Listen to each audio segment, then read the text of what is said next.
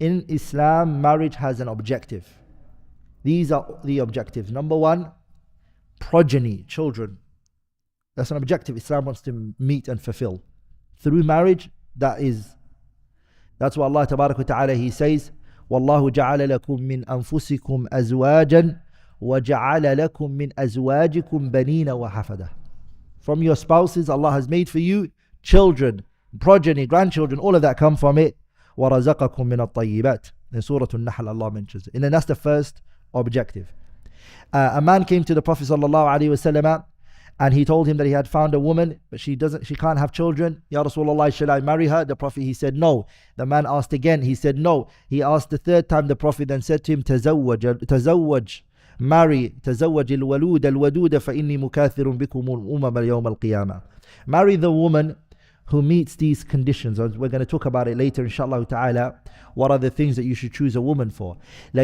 Marry a woman who has this quality, al-wadud. Al-wadud means a woman who works towards gaining the love of her husband. So she sees this as something I have to achieve. I need to get this, inshallah ta'ala. She works towards getting her husband's love. But not that type of woman who sits back and says, no, I don't have to work for your love and you have to give it to me. That's not how she sees it. She believes that I'm going to work for it. Al-waluda is a woman who works to get her husband's love.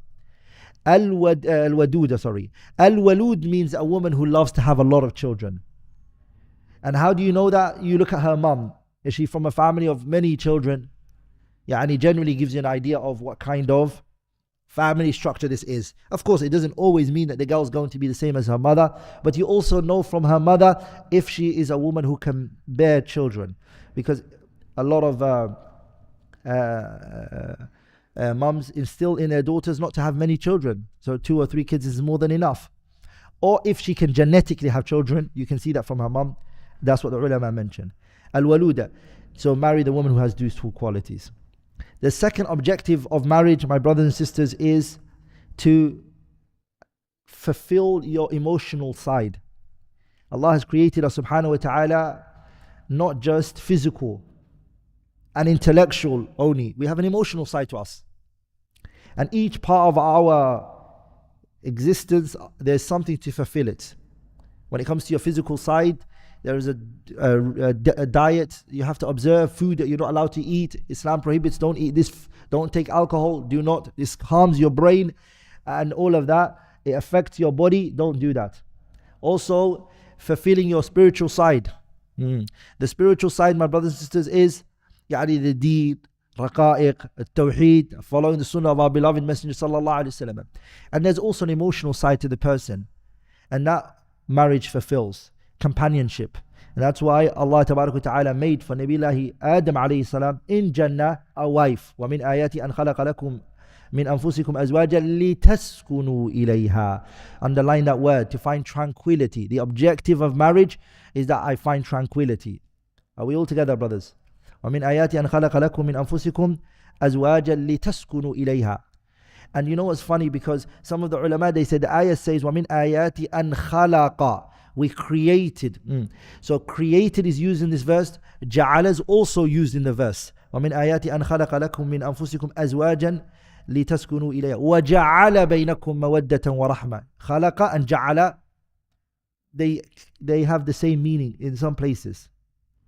But why is it used here? Are they both the same? No. When they said that Allah, when He said وَمِنْ آيَاتِ, from the signs of Allah is وَمِنْ آيَاتِ أَنْ خَلَقَ لَكُم مِّنْ أَنفُسِكُمْ أَزْوَاجًا لِتَسْكُنُوا إِلَيْهَا. Looking for tranquility was something that was created straight away. That it's something that should be found straight away through the wife and the husband. Tranquility. That should be there when you get married. As for mawadda and rahma, it's something that comes about gradually. That's why the word ja'ala is used. It happens gradually. And the word mawadda was put first and then rahma was put second, they said, because the word mawadda is the beginning. When you first get married, there's this love, and the brother's mashallah always texting his wife and he's saying, where are you? I'm coming. He's leaving all the friends that he used to have, sah, when they first get married. Honeymoon, running around it. You don't see that brother that you used to be with, right? That's the first few months. And then after that, things kind of slow down. So what does he need to observe? Rahmah. The mercy now kicks in. She's the mother of your children. Look what she's done for you and the things that she's offered, and what rahmah comes into play. Sah? So the word rahmah was put after the word mawadda. The point I want from the verse is that tranquility is a objective of marriage, to find tranquility. Also, protecting the private part is one of the objectives of marriage. And the Prophet ﷺ mentioned in the famous hadith, "Man istata'a minkum al-ba'a falyatazawwaj, wa man lam yastati' fa'alayhi bis-sawmi." The Prophet, he said, "O youth, ya ma'shar al-shabab, O youth, whoever from amongst you is able to get married, then get married. And whoever from amongst you is unable to get married now, what should you do? Fast. Fast. Because what happens? This protects your private part, and it protects you fulfilling yourself in a haram way. In a marriage is the one that needs to be the form of you fulfilling your desires. And if you're not able to do that, then you go for what? Fasting. So this shows that protecting your private part occurs through marriage. And that's an objective the Sharia wants to fulfill. Also, it's to allow mankind and humans to exist. That's what marriage does.